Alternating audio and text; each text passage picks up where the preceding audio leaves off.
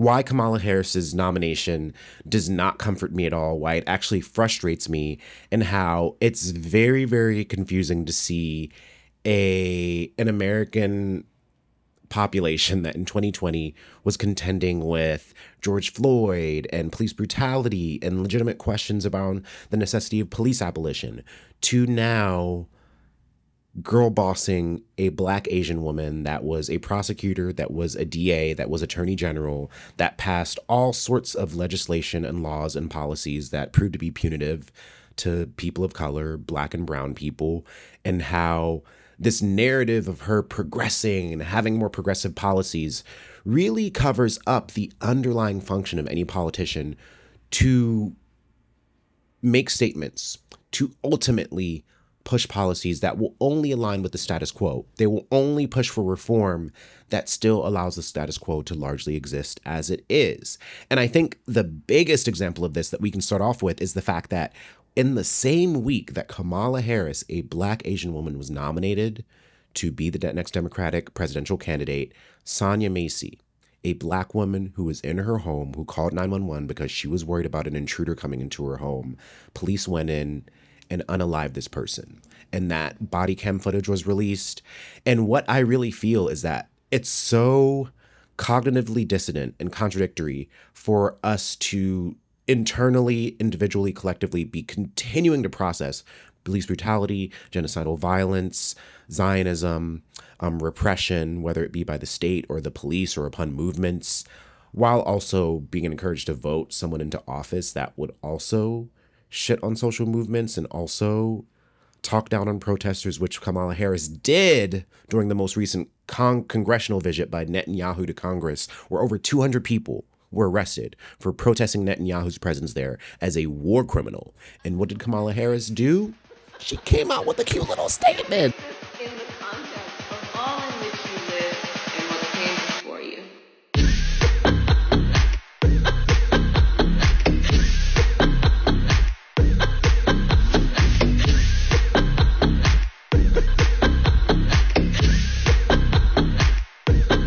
Coconut tree. So I decided I was going to start prosecuting parents for truancy. Well, this was a little controversial in San Francisco. And frankly, my staff went bananas. They were very concerned because we didn't know at the time whether I was going to have an opponent in my re-election race. Buying into the illusion of progress that America gives us. You don't vote within a system that is fascist in order to buy yourself more time to fight fascism. Fascism is a political process that uses propaganda, that uses political force, that uses state violence, and it uses policy to remove entire populations of people from sovereignty, from citizenship, from having human rights, from having civil rights. And if we look at both parties, they operate to that function on many, many different levels. If you support policing and you support someone going into office who was a DA, who was a prosecutor, why would you not understand that people are going to question that this was someone who literally worked as an arm of the state under the guise of putting abusers and et cetera away, when Kamala Harris and her office was passing anti-truancy policies that locked up parents for their kids not going to school?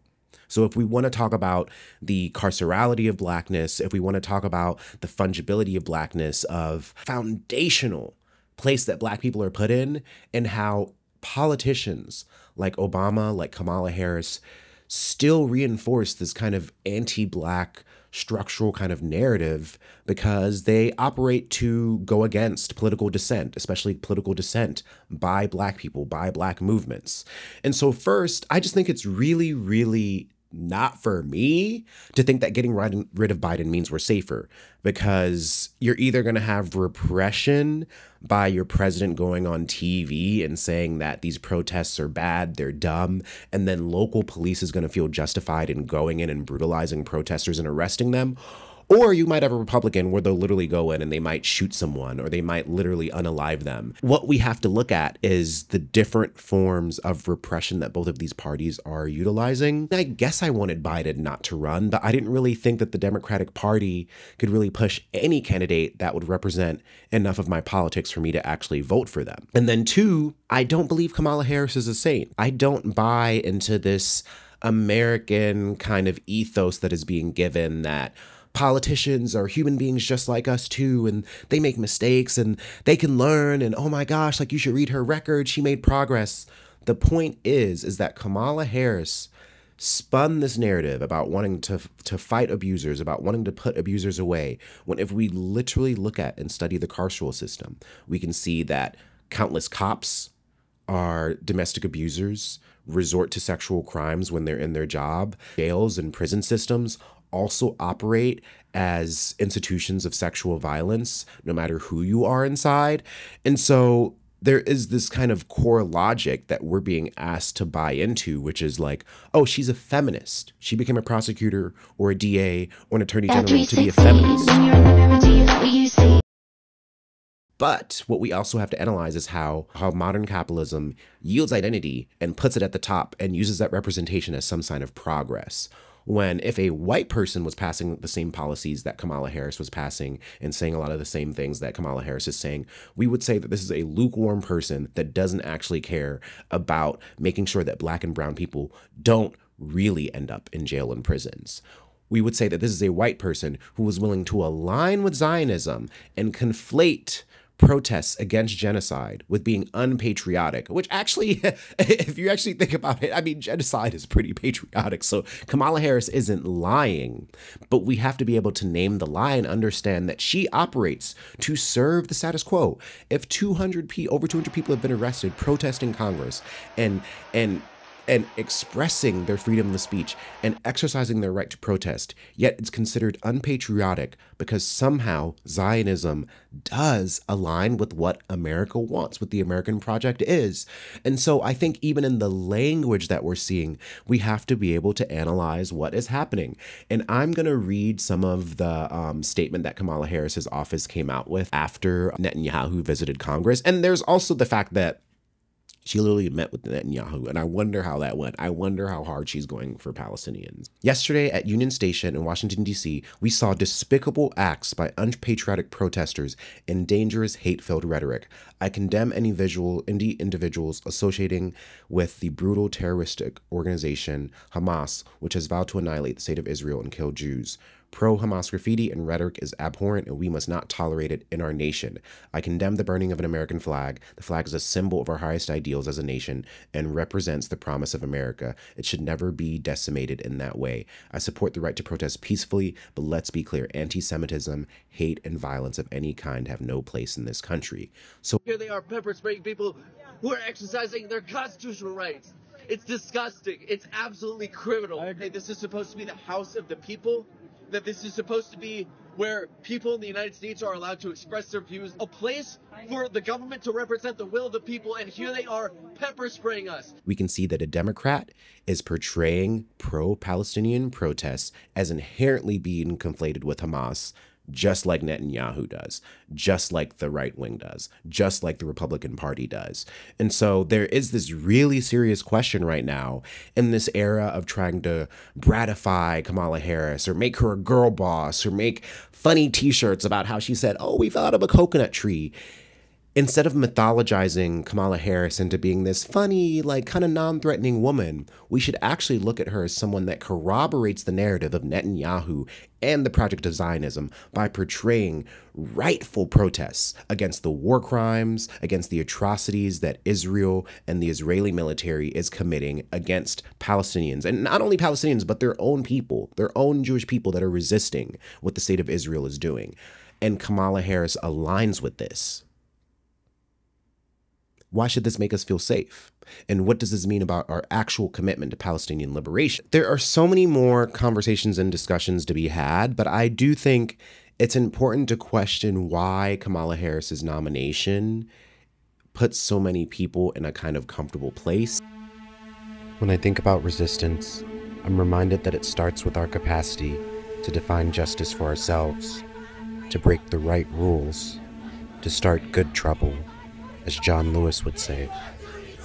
Are you prepared to fight?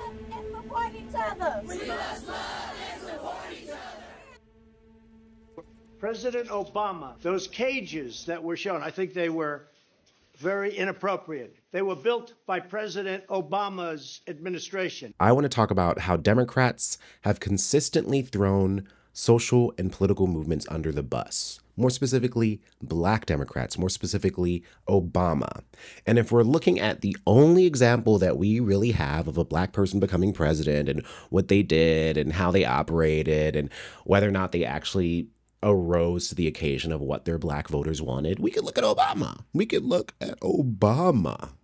And I'm going to analyze Obama through the issues that I personally care about, which are race, immigration, and how we think about or commit war, how we commit war. Obama's history in terms of his immigration policies, because if we look at Obama, we can easily say like, oh, he was a black man. But what did he actually represent on a legislative level? And what did he actually want or push for? First, I have this article that's titled Immigration Policies Under Barack Obama. And one of the first paragraph reads, during the first years of Obama's presidency, the number of immigrants deported from the U.S. increased each year, peaking at 409,849 total deportations in the fiscal year 2012. At the time, pro-immigrant groups nicknamed Obama the deporter-in-chief in protest of policies. After 2012, the annual deportation number decreased, totaling just 235,413 deportations in the fiscal year 2015. And then there is another piece titled Obama's Mixed Legacy on Immigration. And this reads, very importantly, there is no two ways about it. President Obama created the harshest and largest immigration enforcement regime in American history at the time. And it goes on to say, the Obama administration has not been more lenient on employers than previous administrations, either issuing 15.5 times as many fines against employers and 8.3 times as many arrests for immigration law violations as did George W. Bush by the end of 2014. President Obama's Immigration and Customs Enforcement Agency has also been encouraging businesses to sign up to E-Verify, an expensive government program that is supposed to weed unlawful immigrants out of the workforce. Moreover, the Obama administration has expanded detention and jail-like conditions for many of the roughly 231 children asylum seekers since 2020. As the final immigration act of his presidency, Obama ended the decades-old wet feet, dry feet policy that allowed Cubans fleeing the most tyrannical government in the Western Hemisphere to enter the U.S. easily. Many Cubans were already en route to the U.S., with one exclaiming, "I got here hours late," as he was denied.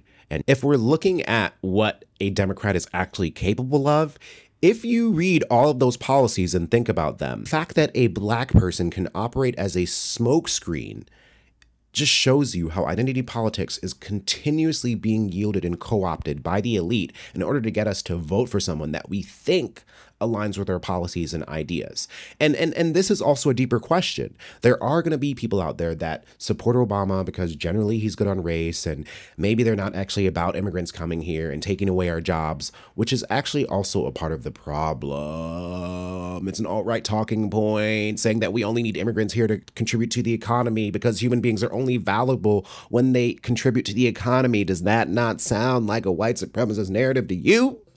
Be careful, y'all. Be careful. Be careful. And these immigration policies to me are just personally fucking disgusting because they resort to punitive measures where people that are coming here to seek political asylum are literally criminalized and pushed out of processes that should be here if we claim to be a melting pot, if we claim to be a unified nation, if we claim to care about the poor, meek, and hungry. We don't. We just care about the poor, meek, and hungry that can come here and actually like get jobs.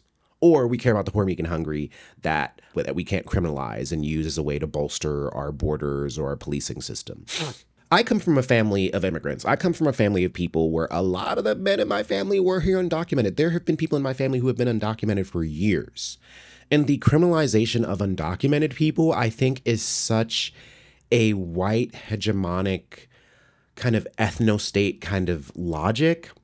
And it falls so much in line with white supremacy because it's saying there's only one kind of immigrant that we want here. There's only one kind of person coming in that we want. There's only one kind of refugee. And those other people, we can criminalize and put them in jails, and those jails can earn money. Or we can find another scapegoat so there can be someone else at the bottom. So when we pass more punitive policies, it becomes justified. These punitive measures reinforce that narrative because they say that our only solution, our only viable solution worth peddling money to, worth funneling super PAC money to, is to criminalize the immigrant, is to resort to xenophobia. And I think xenophobia is very much a spectrum. There's the area of xenophobia where you're literally saying that we only want a white country. And then there's also the area of xenophobia that is willing to lock up children at the border and put them through trial where they barely even have a translator, lock them up in cages, separate them from their parents. Where do you think Trump learned it from? It was because Obama was in office and doing the same thing. And then, of course, my favorite topic, let's talk about how our Black president in the past reacted to Black Lives Matter and political violence in reaction to police brutality. After the Baltimore riots in reaction to Freddie Gray, as I mentioned in my last video, Obama very quickly threw rioters and protesters under the bus. That won't be done by throwing bottles. That won't be done by smashing car windows. That won't be done by using this as an excuse to vandalize property. And we can see this happen time and time again during the uprising of Black Lives Matter, during the Ferguson Rebellion in 2014. We can see it again in the protests that happened during 2016 and how he reacted to what was happening in Standing Rock. And we can also see how Obama reacted in 2020 when he talked about what people were doing in response to the police murder of George Floyd, which enacted a movement that spread around the globe. And if you look at Obama's language again and again, it's always trying to tone police, the anger that people are feeling around police brutality and structural racism. It's always looking to spin a reading of Black history where we only resorted to nonviolent direct action. I mean, literally, what were slave rebellions? What was Harriet Tubman doing? In April 2015, Obama said, "No excuse for violence in Baltimore." You mean a man being put into the back of a car and his back being broken in numerous places and people being angry about that? There's no excuse for riots in response to that? I wonder how much you're getting paid to say this, Obama. June 2020. And what did Obama say then? Former U.S. President Barack Obama on Monday condemned the use of violence at nationwide protests over racial equalities and excessive police force, while praising the actions of peaceful protesters seeking change. The vast majority of protesters have been peaceful, but a small majority were putting people at risk and harming the very communities the protests are intended to help, Obama wrote in an online essay posted on Medium. It's fucking bullshit. It's fucking bullshit. Any politician that calls for peaceful protests, even if you have a peaceful protest, police can go in, and they're usually the ones escalating the fucking violence. Here in Ohio, when the 2020 protests happened, police would regularly go in, tear gas the crowds, terrorize people, shoot rubber bullets at them. If you're doing that around sundown, it's gonna wake up some historical rage. And that's exactly what we saw happen in Ferguson in 2014. Police went in and instigated violence against protesters and then used those images and those videos to call in National Guard and to bring in more police brutality and terror. And the same thing happened in 2020. There were peaceful protests, and even if there were a few nights of violent reaction or violent rioting, there's also the question of, is this response not justified? Is the violence of the state more legitimate than the violence of regular citizens resisting a police force, a carceral state that can literally go into your home and shoot you for holding a pan of water, and then turn off their body cam and then corroborate their evidence together as police officers? Because police officers are human beings. They have a race, they have a ethnic background, and they deserve to be protected too. Do you remember in 2020 when there were laws being pushed to say that saying that you fucking hated cops was the same thing as a hate crime? Criminalization, this villainization of the violent protester, of the rioter, I think is a criminalization of the justifiable anger that Black people are feeling for being subjected to racial tyranny year after year, after decade, after century, without any real or legitimate reckoning with the structural reasoning that police exist, which is to reinforce a slave labor system. Watch the 13th Amendment, read the 13th Amendment. And so when politicians use these language to criminalize violent protesters, what they're essentially saying is that these people deserve to go to jail. And we need to criminalize dissent. But if we look at American history, all dissent has ever really done has led to more establishment of human rights. And so what does it say? That politicians are against dissent, whether it be peaceful or whether it be a violent protest that was instigated by police, because they do go in to instigate. Like, have you seen the Sonia Macy video? And when we're analyzing these Black politicians, I think we have to analyze them in terms of how they function for the status quo. If a Black politician is dissuading racial unrest, if they are passing laws that either simply reform certain aspects of the policing and prison system, passing laws that further criminalize immigrants, refugees, undocumented people, we have to ask, are these Black politicians not literally serving the function of police, which are there to enforce laws or not in order to establish the status quo? A Black cop is a Black cop. A Black prosecutor is a Black prosecutor. A Black pig is still a Black pig. In the context we need to add is a bit more specifics about Kamala Harris's history of talking about crime, how she positions herself as a prosecutor, as a DA, as an attorney general. And one really great piece of evidence for this is the fact that a few years ago, Kamala Harris wrote a book called Smart on Crime. And there's actually a shorter essay out there where she explains her perspective on crime in order to situate us and why we have to be really critical of people that go into the establishment, go into the state, and try to make changes that look progressive or model some kind of prison reform kind of outlook, which is the fact that prison reform doesn't look at the structural function of how police even started in the first place.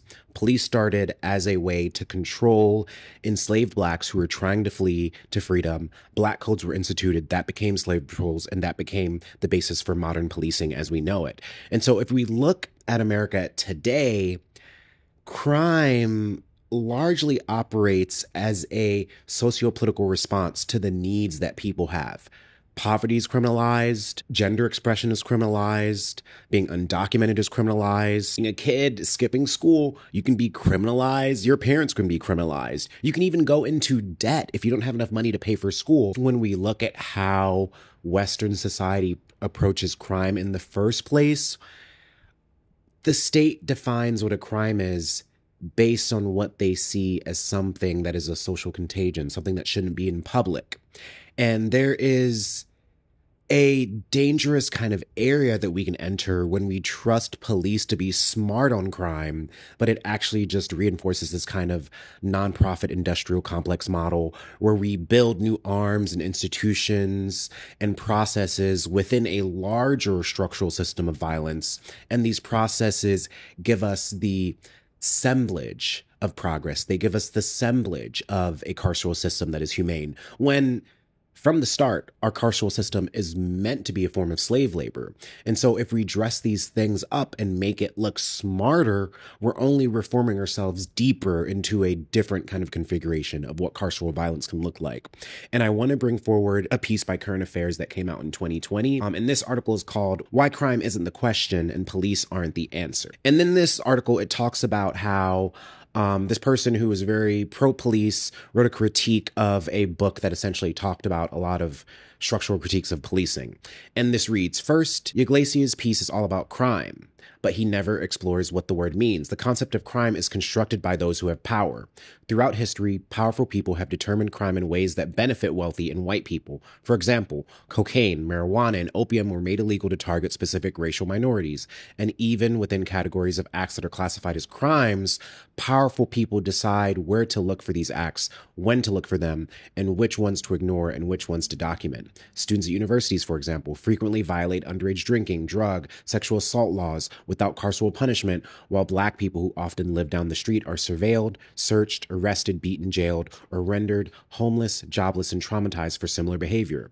A schoolyard fight at a wealthy private school may mean a call to parents, but the same fight at a school filled with poor children is recorded as a crime and prosecuted. The entire system is filled with these examples.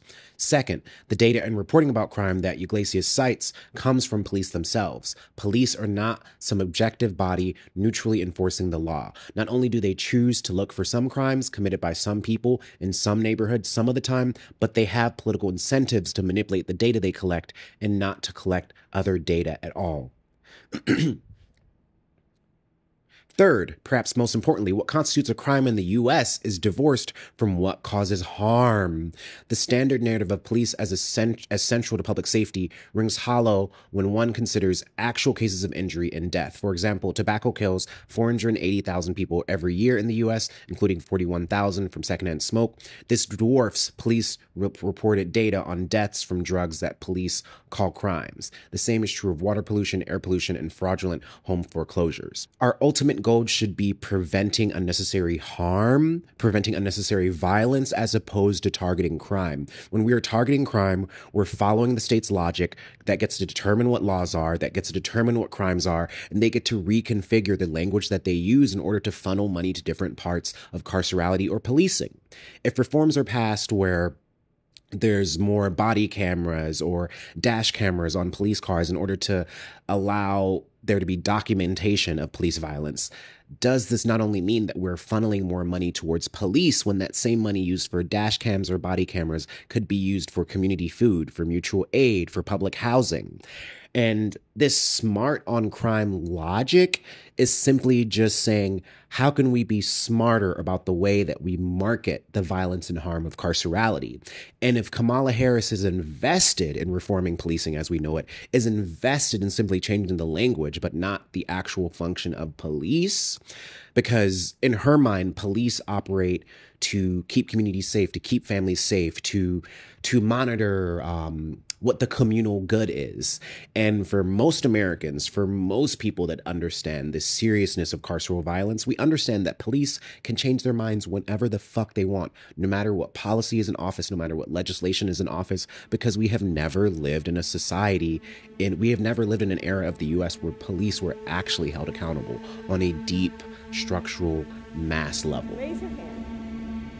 It's saying people shouldn't have to go to jail.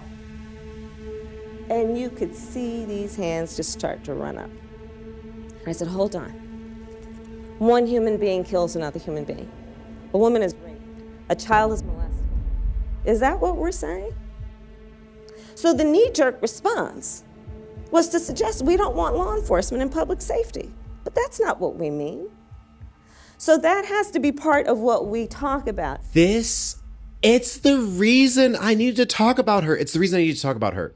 And so to not give you the whole thing, she basically 11 years ago did this conversation, and a part of the talk to this audience was basically saying how a part of her approach as a prosecutor is that there are distinctions in crime that our carceral system should be accounting for in terms of how people are punished, and that she views it on the most basic level as a dichotomy between violent crime and nonviolent crime. And there's certain crimes at the top of her pyramid that are like extremely violent and blah, blah, blah.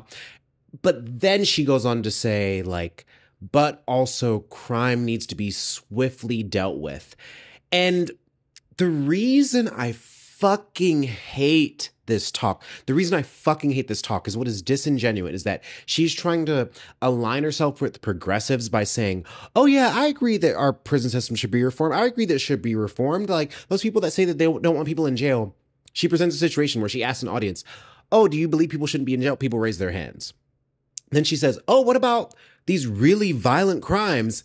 And she basically uses that example of people being like, oh, a violent crime. She says, oh, well, people do need law enforcement to deal with violent crime. A part of the point of prison abolition, and this is just why I have to say it, a part of the point of prison abolition is that we understand that, yes, human beings are capable of violence. Violence is a part of biological life. But to respond to that violence that is a socio-political and biological part of the way that humans interact with an institution of violence that is financially incentivized, that is racially incentivized, that literally utilizes forms of self-defense like Krav Maga, that administer more pain than necessary, that uses weaponry to attack and torture its own citizens. And that whole structure is based in racism. And this is what is dangerous about having Black people run for office and being smart enough to know how to parrot certain kinds of language, because this is what is weird. This is what is weird. Now, make a weird correlation. I think in a similar way to how people admire Trump for his crassness and how gangster he is or how upfront he is, I think people also admire Kamala Harris because of how articulate she is, how charismatic she is.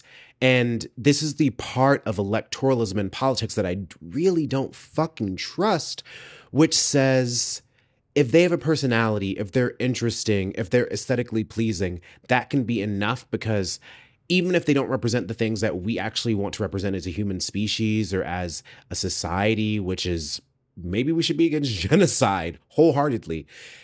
If a politician doesn't represent that, at least you can use these signifiers. You can say, oh, that's a Black woman. That's a Black Asian woman. Like, oh my God, like she's worked hard. Like she's the best we have. She gives us more time. More time for what? To buy into an illusory argument about carceration. And I think this is the death trap. This is the death trap. Maybe it's not white supremacy that upends America. Maybe it's actually maybe it's this falsehood that other identities will save us as long as they're also conditioned to be okay with Americanism. And oh my God, seeing that talk, oh my God. Less jails. Build more schools, less jails. There's a fundamental problem with that approach, in my opinion. And it's this. I agree with that conceptually, but you have not addressed the reason I have 3 padlocks on my front door. If Kamala Harris becomes president, mark my words, social movements, public dissent. I think any kind of progressivism that leans towards militancy or dramatic public disruption, she's going to be like, oh, no. And this is what I think we have to be careful about, because liberals also propagandize.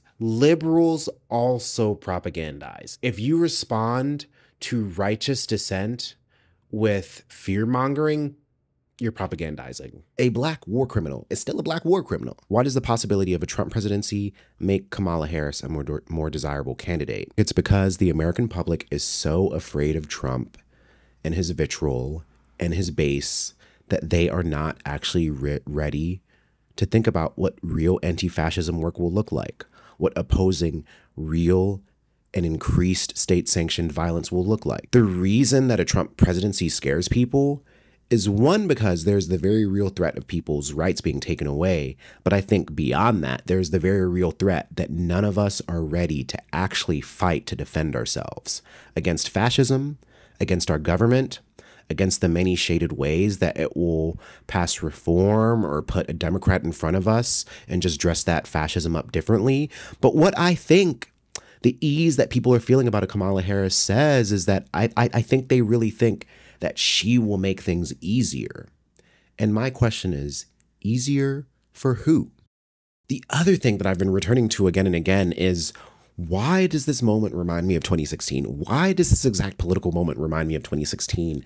And I think it's because in 2016, at the beginning of the year, I was living in Seattle and I was thinking about leaving Seattle and I was disillusioned with like labor work. And I was like, fuck nonprofits, fuck this whole fucking nonprofit industrial complex, which I think unions can fall into. But around that time, what was it? Hillary Clinton was running, Bernie was running, Trump was running, and everyone was so afraid of Trump and also thought he was a joke.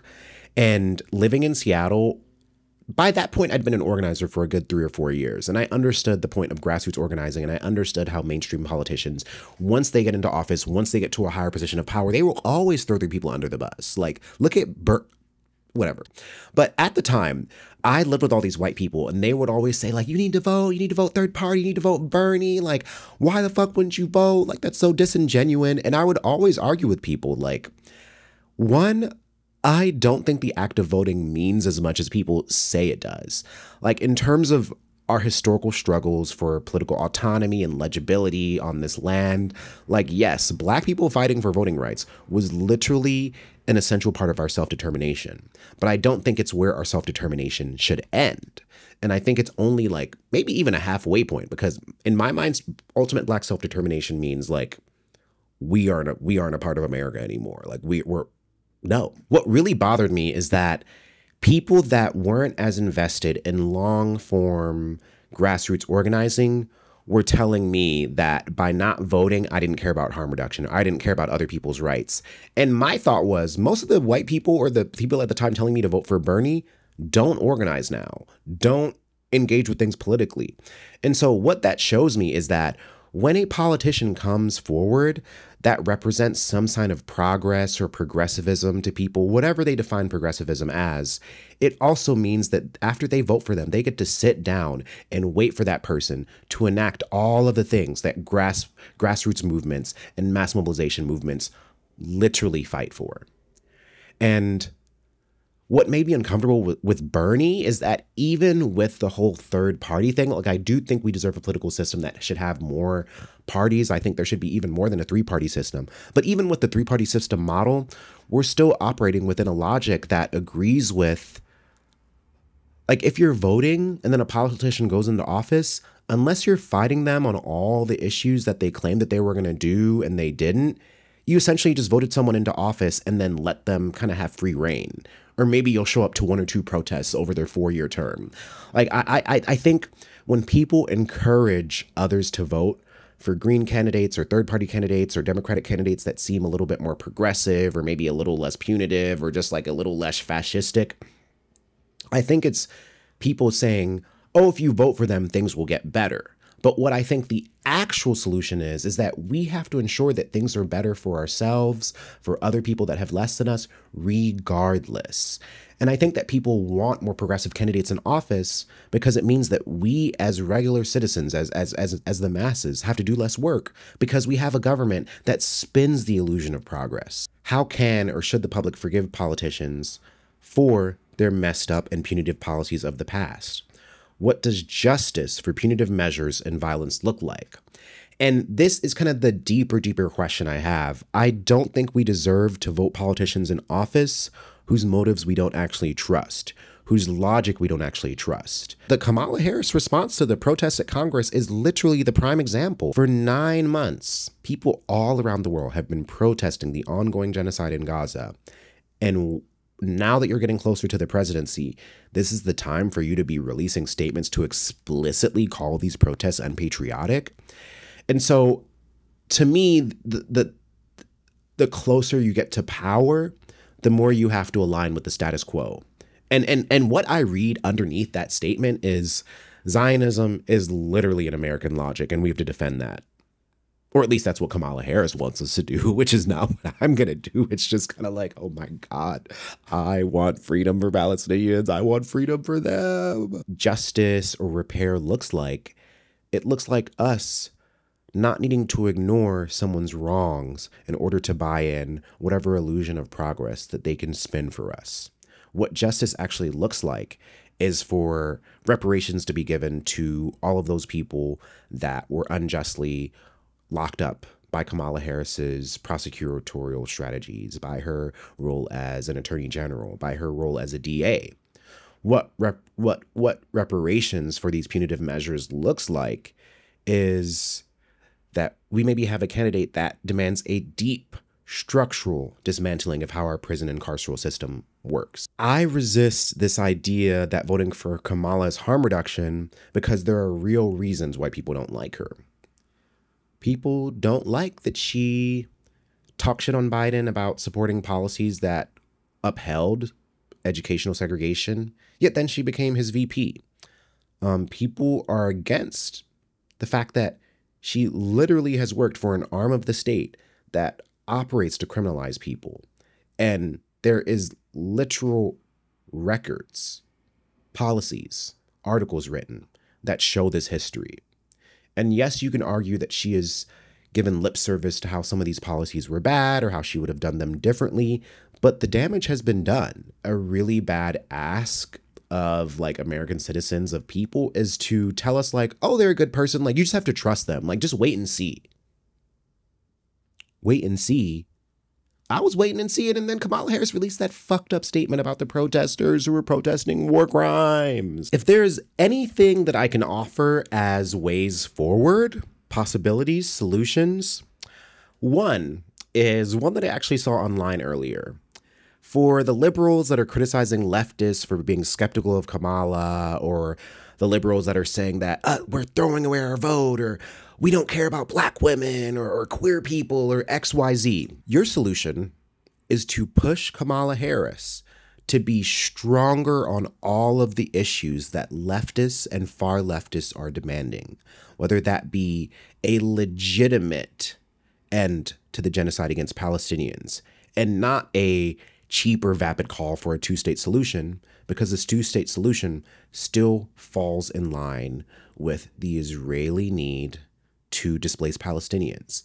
It doesn't negate this history. Kamala to be even more for abolition, for structural reform of our policing and prison system. If there are things that people that are farther left than you criticize Kamala Harris for, how can people that support Kamala actually push her to be more progressive? Or the second solution is that we say, fuck this, I don't need to vote, we're gonna do what we need to do regardless, which is organizing, building co-ops, building processes of mutual aid, looking at communal forms of de-escalation, raising resources, creating our own alternative forms of media, building consciousness so that when the next election season comes around, maybe we are more prepared to present a three-party candidate, or maybe we are more prepared to be ungovernable in terms of what the system can do to us and how the state can enact violence on us.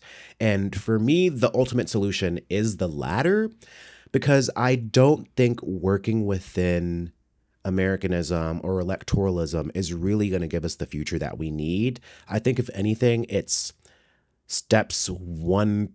part of steps 1 through 10 of like an 80-step process to have a liberated world or a post-capitalist world.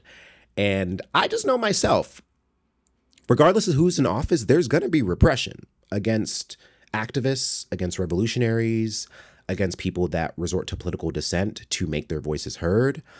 Cop cities are going to continue to be built in this country. More money is going to be funneled to police. And we really have to ask ourselves, if someone who has a history of being a prosecutor, a DA, an attorney general who released all these punitive measures is going to be president, what the fuck do you think they're going to do when people are going to be protesting over the next 4 years?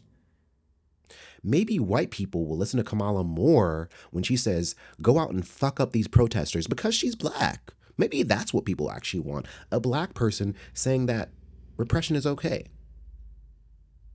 That's all I have to say for today. If you want to read more about politics, please consider picking up a copy of Black Radical Reader. It's a short collection of essays that I recently put out that explores different Black radical figures in history, and there's also a whole section on the necessity of Black solidarity with Palestinian liberation.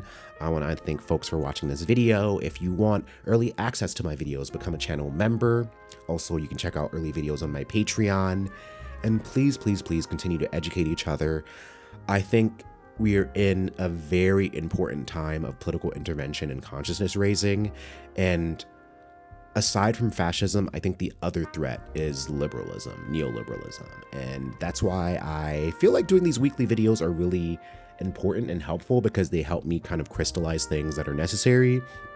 And also for folks out there that are interested in hearing me talk in other ways about the election, I recently did do a talk. I did a conversation with the Indigenous Nightmare Network, which is out now, and it's called Prince Shakur on Co-opting of Revolutionary Figures. So we talk about Billy Porter, James Baldwin. We also talk about Kamala Harris, Trump, the election, so many things. Go and check that out, and let me know in the comments if Kamala Harris's nomination gives you hope, for what reasons, and also what you think the challenges of a potential Kamala Harris presidency would be over the next 4 years, because I think both of those are very legitimate questions, and I'm honestly curious what y'all think. Till next time, see you later, stay woke, fight fascism. Yeah, and stay tuned. In August, I have a crap ton of Baldwin videos planned, so stay tuned for that.